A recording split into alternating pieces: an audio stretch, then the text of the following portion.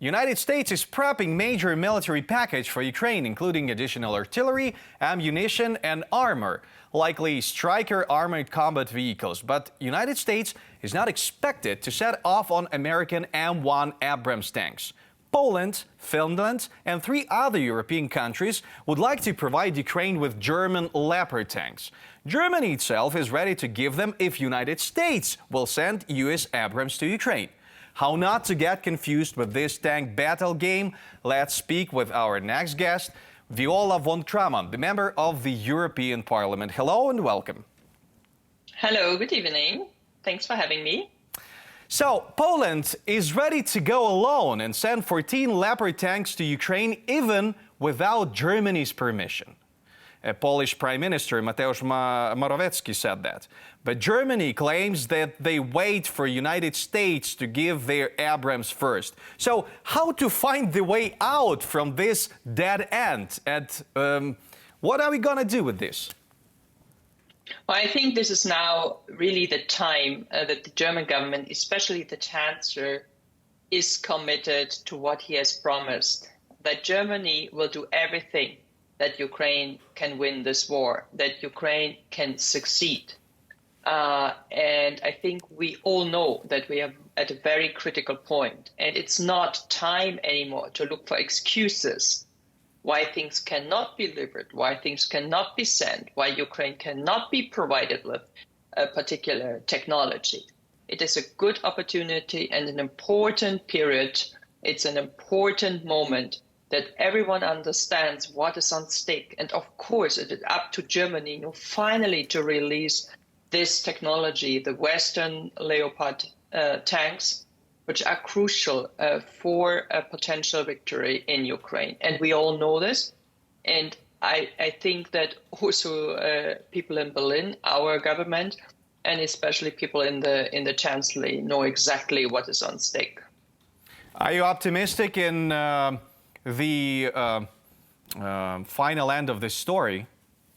Will we get those tanks? Well, to be honest, if you look around and all your surrounding neighbors are putting pressure on you, the US could, I think, put a lot of more pressure and really single out Germany. I mean, it is up to us to give this permission. Unfortunately, we also have to say that neither the Polish, the Finnish, the Danish, the Spanish, or any other government so far has sent the government a written request. So officially, this is what the Chancellor and his advisors claim.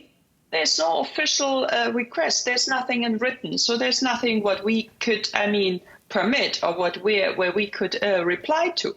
And that's why it is extremely important that also the Finnish or the Polish or the Danish or any other government who would like to provide their levels to Ukraine, that they send an official request to the German government. So here's the ending of the story.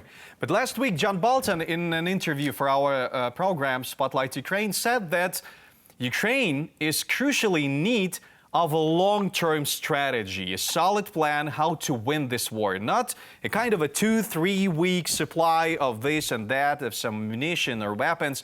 For instance, Ukraine needs like 300 tanks, long-range missiles in much bigger amounts as quick as possible. So do you think that the West is helping Ukraine army enough right now? No, absolutely right. It's not about the next week. It is about how we're going to set up a supply chain which is sustainable and which would make sure that Ukraine can liberate and reconquer all its territory. And that means there's only at the moment one tank and one technology who could provide this. And this is the Leopard, because in Europe, all over, including Canada and Turkey, Greece and Hungary and Switzerland, we have more than 2,100 tanks.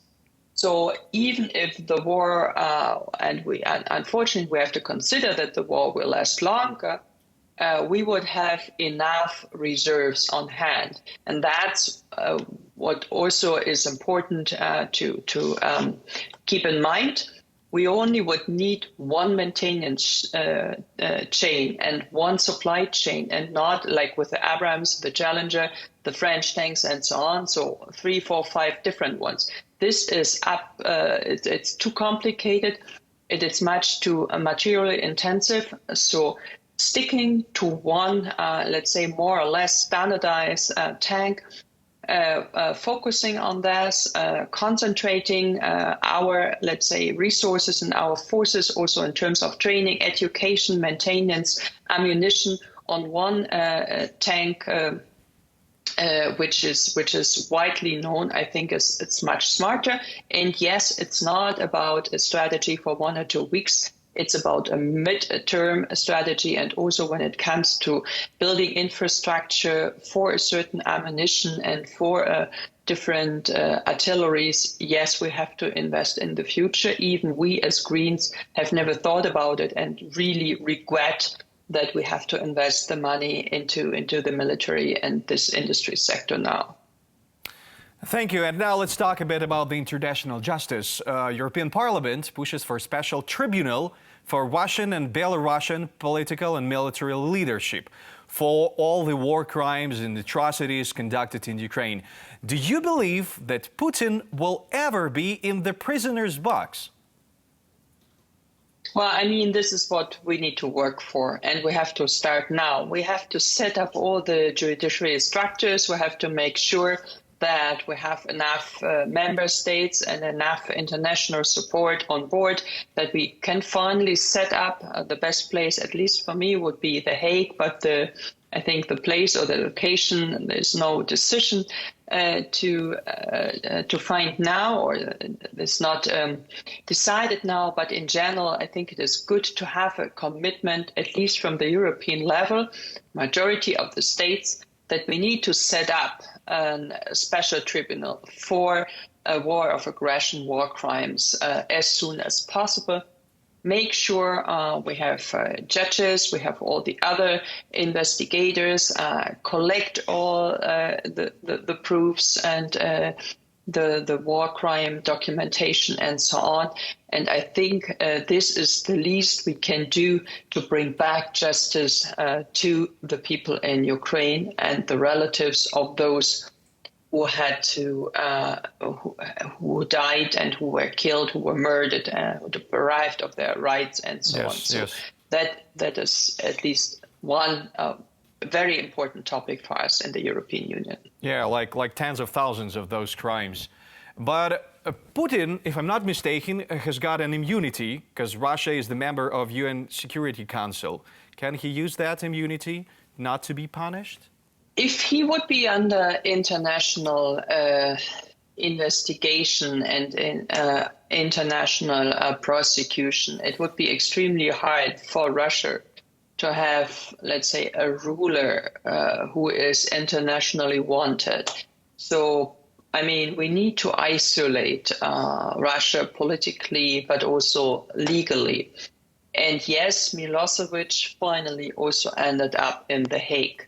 So I really hope that Putin and his cronies and everyone who is responsible for this bloody and terrible war of aggression will find his or her place in The Hague.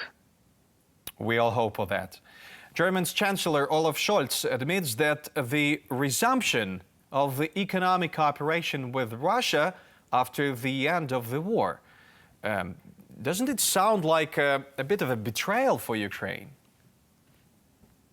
Well, absolutely. I don't know whether he has said that recently. I know he said that for Deutsche Welle like a month ago. Well, I know it is a disgrace. I know that many German politicians, especially more from the left and from the Social Democrats, were dreaming of that at the beginning of the war. That's why they were extremely reluctant to support Ukraine with heavy weapons. I thought we are over this phase.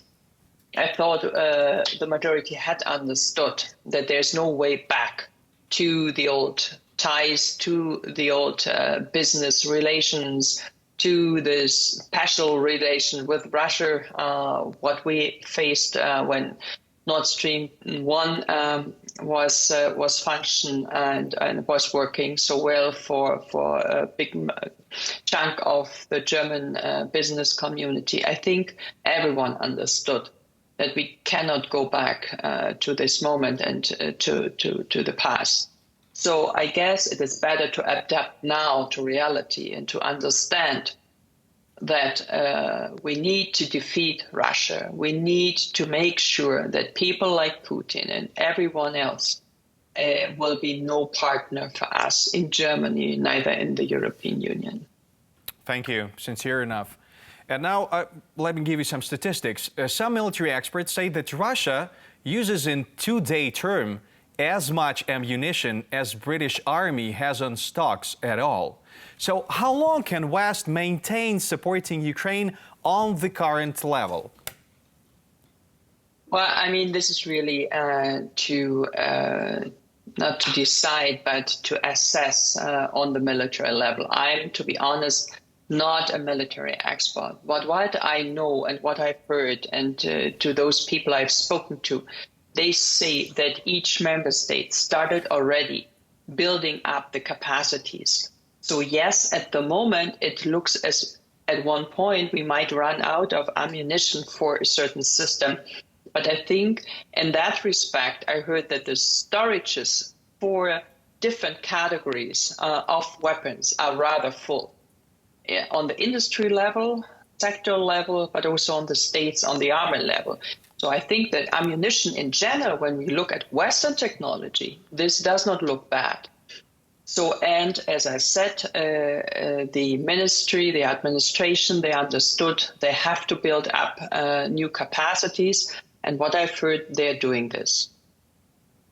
Thank you. And the last question. So does the German economy, as the biggest in the European Union and the Europe itself, has got the plan or scenarios what's going to happen with Russia after Ukraine's victory?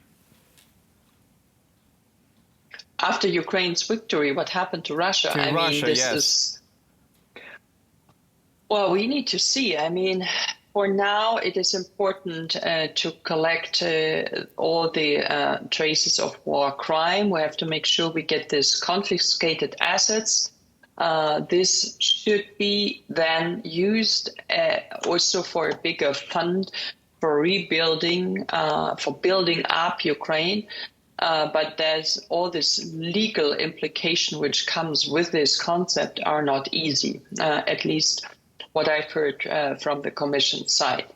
So what happened to the Russian economy after a victory of Ukraine? I think this is still a little bit too early to predict. One is clear. What we need to achieve is a Russia which will work and cooperate under international jurisdiction and in a multilateral concept or multilateral structures. Not a country which has this revanche, this imperialism, this dominating habitat or attitude which we see now. And everything else is not acceptable. But for now, I mean, we are amidst of this war, and first we really have to concentrate, to focus on how to support Ukraine as best as possible, that we really diminish the daily losses, the daily casualties on the Ukrainian side, and make sure that Ukraine can rule over its territory and has everything on hand which is needed for that. Thank you so much for the interview and especially for your support of Ukraine. Viola von Cramon, the member of the European Parliament, was the guest of Spotlight Ukraine, and now we continue. Thanks for watching our YouTube channel. Latest news, trends, and analytics on all about Ukraine. Like, share, and subscribe. Any questions, proposals, and comments, contact us via email.